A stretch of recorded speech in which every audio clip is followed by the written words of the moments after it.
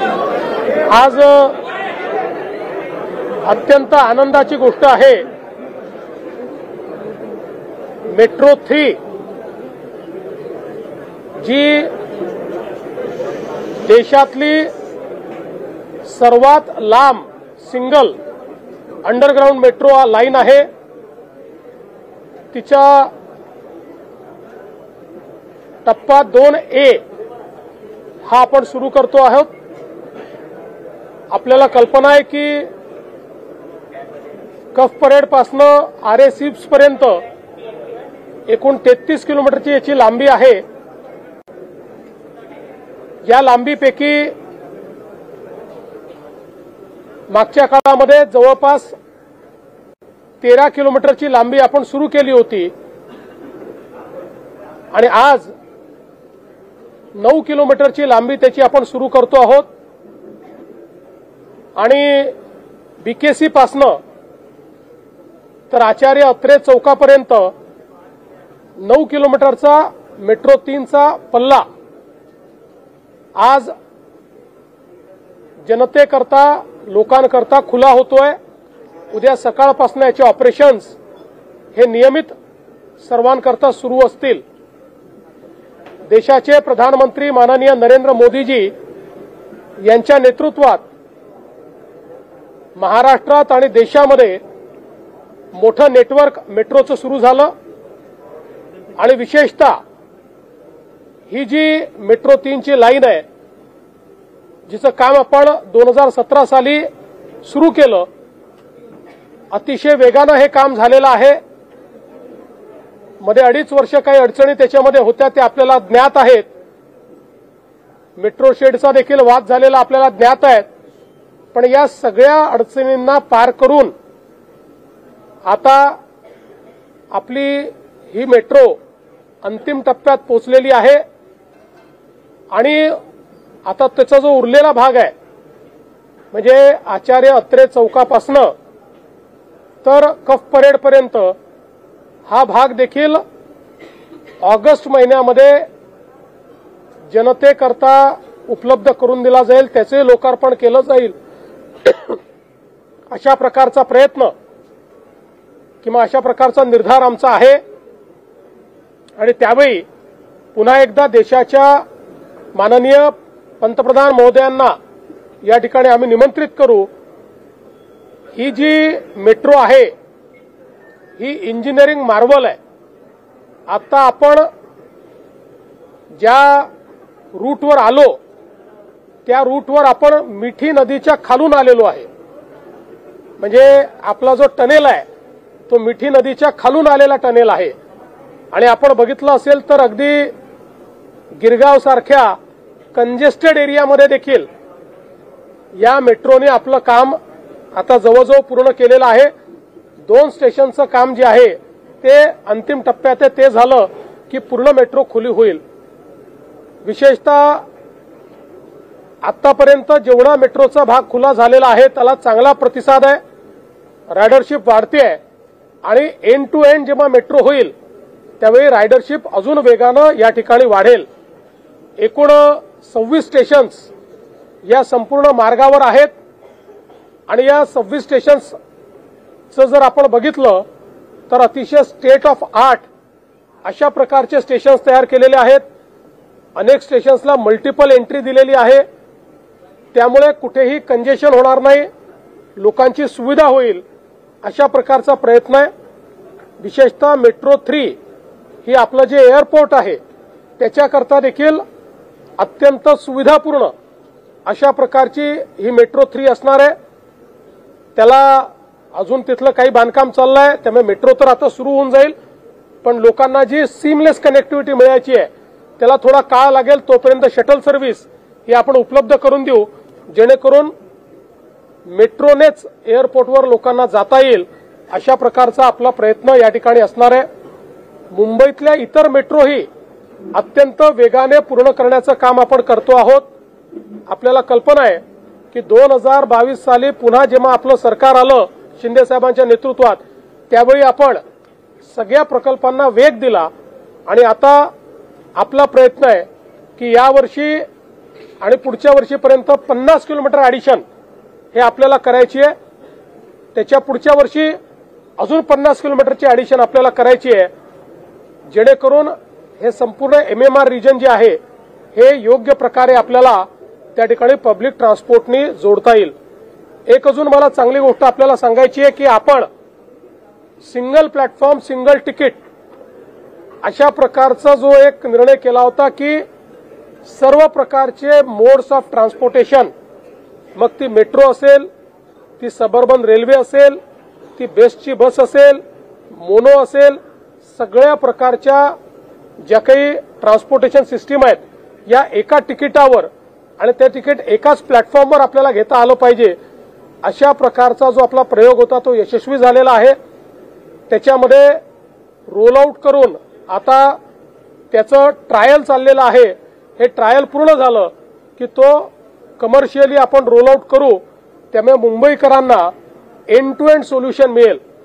कालच शिंदे साहेबांनी आणि मी बेस्टच्या बसेस आहेत त्याचा गुगलशी टायअप केलेला आहे आणि जो प्लॅटफॉर्म तयार झालेला आहे त्याच्यावर रिअल टाइम मध्ये बेस्टची बस कुठे आहे याची सगळी माहिती मिळणार आहे, किती वेळात पोहोचेल हे मिळणार आहे, डिले असेल तर किती डिले आहे हे मिळणार आहे आणि त्याच प्लॅटफॉर्मवर आपल्याला ट्रॅव्हल प्लॅन देखील तयार करता येणार आहे। म्हणजे आपल्याला एका जागेहून दुसऱ्या जागेवर जायचं असेल तर तुम्ही त्या 2 जागा टाकल्या की तुम्हाला ट्रॅव्हल प्लॅन मिळेल। सगळ्यात क्विकली कसे पोहोचू शकाल, सगळ्यात कमी पैशात कसे पोहोचू शकाल, असे वेगवेगळ्या प्रकारचे ट्रॅव्हल प्लॅन हे देखील त्यात मिळतील। आपलंही जे दुसरं सिंगल प्लॅटफॉर्म आहे त्याच्यावरही ट्रॅव्हल प्लॅनची व्यवस्था आपण केलेली आहे। आपला प्रयत्न असा आहे की प्रवाशांना एंड टू एंड सोल्युशन मिळालं पाहिजे, जास्तीत जास्त लोकांनी पब्लिक ट्रान्सपोर्ट वापरला पाहिजे। आपला जास्तीत जास्त पब्लिक ट्रान्सपोर्ट हा ग्रीन आहे, तो पोल्युशन फ्री आहे, पोल्युशन कमी करणारा आहे आणि म्हणून मला असं वाटतं की त्या दृष्टीनं आजचा टप्पा हा अत्यंत महत्त्वाचा आहे आणि निश्चितपणे पुढचा टप्पा देखील लवकरच आपण पूर्ण करू। आज मुंबई मेट्रो 3 जो करीबन 33.5 किलोमीटर की 33.5 किलोमीटर की मेट्रो लाइन है, जो देश की अंडरग्राउंड मेट्रो की सबसे लंबी सिंगल लाइन है, उसका सेक्शन 2A इसका लोकार्पण अभी अभी हमने किया है। आप सभी को पता है आदरणीय प्रधानमंत्री जी के हाथों से इसका जो पहला सेक्शन है 13 किलोमीटर का, उसकी शुरुआत सीप से बीकेसी तक हमने की थी। अब बीकेसी से आचार्य अत्रे चौक तक 9 किलोमीटर, यानी कुल मिलाकर 22 किलोमीटर का अभी ये मेट्रो का सेक्शन अवेलेबल होगा और अगस्त महीने में हम वापस प्रधानमंत्री जी को बुलाएंगे और यहां पर जो बचा हुआ पोर्शन है आचार्य अत्रे चौक से कफ परेड तक, उसको भी हम उसकी शुरुआत करेंगे। कुल 26 स्टेशंस इस लाइन पर है। ये लाइन एक इंजीनियरिंग मार्वल है। आप देख सकते हैं अभी जिस सेक्शन से हम लोग आए वो सेक्शन का टनल ये मीठी नदी के नीचे से निकला हुआ है और आगे अगर हम लोग जाए तो जो गिरगांव या बाकी सारा वहां का इलाका है, इतने कंजेस्टेड इलाके में इतने सीमलेस स्टेशंस वहां पर तैयार किए गए हैं और आप देख सकते हैं कि जो महत्वपूर्ण स्टेशंस है उनको मल्टीपल कनेक्टिविटी भी दी गई है। तो मुझे लगता है कि इसके कारण मुंबई के लोगों को इसका बहुत फायदा होगा। मुंबई की मेट्रो की राइडरशिप ये बड़े पैमाने पर बढ़ रही है। जिस प्रकार से एंड टू एंड कनेक्टिविटी हम देते जाएंगे वैसे राइडरशिप बढ़ते जाएगी। हमने पिछले समय ऐलान किया था कि मुंबई के लिए हम सिंगल टिकट सिंगल प्लेटफॉर्म तैयार करेंगे, यानी एक ही प्लेटफॉर्म पे सारे मोड ऑफ पब्लिक ट्रांसपोर्ट आएंगे और एक सिंगल टिकट पर आप उसमें ट्रैवल कर पाएंगे। उसकी पूरी शुरुआत हमने की है, उसके ट्रायल्स चल रहे हैं। ट्रायल्स सक्सेसफुल होने के बाद उसको कमर्शियली रोल आउट किया जाएगा। ऑल ट्रांसपोर्टेशन सिस्टम, मुंबई की सबअर्बन रेलवे, मुंबई की मेट्रो, मुंबई की मोनो, मुंबई की बस सिस्टम इसके ऊपर है और ये केवल मुंबई तक सीमित नहीं रहेगा। पूरे MMR रीजन में ये प्लेटफॉर्म फर्स्ट फेज मुंबई और सेकंड फेज में पूरा एमएमआर रीजन हम इसमें इंटीग्रेट करेंगे। इसके कारण जो प्रवासी है उनको एंड टू एंड सॉल्यूशन मिलेगा। इसके साथ साथ उनको ये भी सुविधा होगी कि वो अपना ट्रैवल प्लान कर पाएंगे। वो लोग अगर हमारे ऐप पर जाकर वो जहां खड़े हैं वहां से उनको जहां जाना है इसका एंट्री करेंगे तो उनको एक ट्रैवल प्लान मिलेगा जो उनको डिटरमिन करेगा कि वो कहां से कहां कैसे जा सकते हैं, कितने मीटर पर उनको बस अवेलेबल है, कितने मीटर पर मेट्रो अवेलेबल है, कहां उनको उतरना है, कहां से कहां जाना है। ऐसी एंड टू एंड कनेक्टिविटी उनको मिलेगी। उसके साथ साथ कल ही शिंदे जी ने और हमने एक बेस्ट का ऐप जो गूगल के साथ एक हमने पिछले समय टाइप किया था उसके अंतर्गत एक नया ऐप ये डेवलप किया हुआ है जिसमें हमारे बेस्ट की बसेस की रियल टाइम इंफॉर्मेशन आपको मिलेगी। आप जिस भी बस स्टैंड पर खड़े हो या जहां भी खड़े हो वहां से नियरेस्ट बस स्टैंड कहां है, वहां आने वाली बस कितने बजे आने वाली है, वो अभी कहां है, उसको पहुंचने को कितना समय लगेगा, अगर लेट है तो कितना लेट है, ये सारी जानकारी लोगों को इसके माध्यम से मिलेगी। और इसी platform say other modes of transport की भी इंफॉर्मेशन आप ले सकते हैं, ट्रैवल प्लान भी तैयार कर सकते हैं। तो कुल मिलाकर हमारी सरकार मुंबई और एमएमआर के लोगों के लिए एक प्रकार से सीमलेस पब्लिक ट्रांसपोर्टेशन सिस्टम जो क्लीन फ्यूल पर चल रही है, क्लीन एनर्जी पर चल रही है, जो प्रदूषण रहित है, इस प्रकार के ट्रांसपोर्टेशन सिस्टम तैयार करने का काम कर रही है। मैं आपको बताना चाहता हूं कि ये मेट्रो हम लोगों ने 2017 में शुरू की थी, ये शायद पहले कंप्लीट हो जाती, लेकिन आप लोग जानते हो बीच में 2-2.5 साल इस मेट्रो ने कई परेशानियों को झेला, सरकार की अनास्था को भी झेला। लेकिन जैसे ही 2022 में वापस शिंदे जी के नेतृत्व में हमारी सरकार आई, हमने बड़ी तेजी के साथ रुके हुए कामों को सारे अप्रूव किया, उसकी सारी कठिनाइयां दूर की और अब बड़ी गति के साथ ये काम चल रहा है। हमारा ऐसा मानना है आने वाले इस साल में 50 किलोमीटर और अगले साल में 50 किलोमीटर मेट्रो का काम हम कंप्लीट करेंगे ताकि ये जो कनेक्टिविटी है जो थोड़ी डिस्टॉर्टेड है ये पूरी तरीके से सीमलेस इस प्रकार की कनेक्टिविटी लोगों को प्राप्त होगी।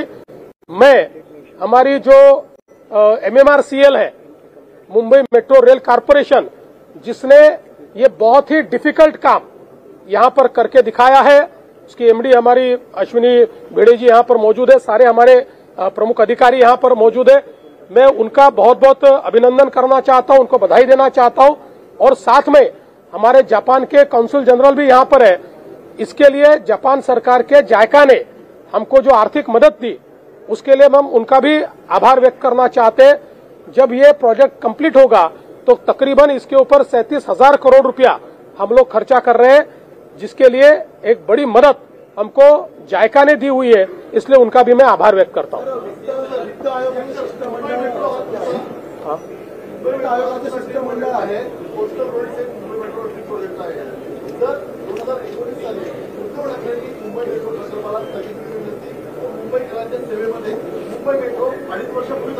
किमान 1-1.5 वर्ष आधी तर आलीच असते। शिंदे साहेब बोलतील मग मी बोलतो। आजचा दिवस मुंबईकरांच्या जीवनातला आनंदाचा दिवस आहे। खरं म्हणजे आज आपण मेट्रो बीकेसी ते मेट्रो 3 आणि टप्पा 2A मेट्रो बीकेसी ते आचार्य यात्रे चौक हे 9 किलोमीटरचं अंतर सुरू करतोय। माननीय मुख्यमंत्री महोदयांनी विस्तृतपणे सविस्तरपणे याची आपल्याला माहिती दिलेली आहे। मी आपल्याला एवढंच सांगतो की याचा पहिला टप्पा आपला सिप्स पासून बीकेसी पर्यंत गेल्या वर्षी आदरणीय प्रधानमंत्री नरेंद्र मोदी साहेबांच्या हस्ते त्याचं लोकार्पण झालं होतं आणि आता हा बीकेसी ते आचार्य यात्रे चौक खरं म्हणजे बीकेसी आणि वरळी तसं बघायला गेलं तर एक बिझनेस हब आहे आणि खऱ्या अर्थाने हा बीकेसी ते वरळी हा कनेक्ट होतोय। पुढचा टप्पा आचार्य यात्रे ते आपण कप परेड पर्यंत जातोय, म्हणजे पूर्ण 33.5 किलोमीटरचा हा मेट्रो 3चा टप्पा आहे आणि मला वाटतं हा मेट्रो 3 सगळ्यात मोठा एक टप्पा आहे आणि लाखो लोकांना तो दिलासा देणार आहे। यामध्ये आता या मेट्रो 3 मुळे 4.5 ते 5 लाख वाहनं जी आहेत ही रस्त्यावरून कमी होतील, हा खूप मोठा फायदा आहे।